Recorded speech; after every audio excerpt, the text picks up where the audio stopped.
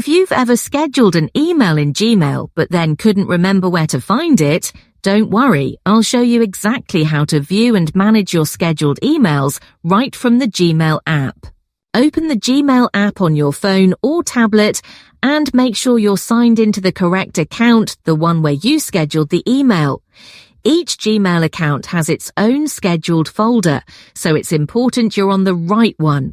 Now look at the top left corner for the menu icon.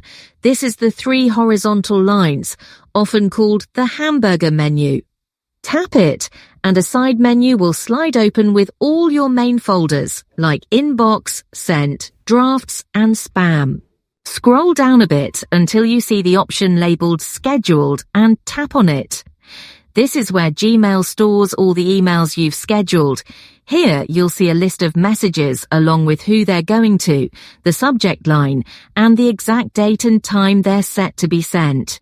If this guide helped, give the video a like, subscribe for more helpful tips, and turn on notifications so you don't miss the next one.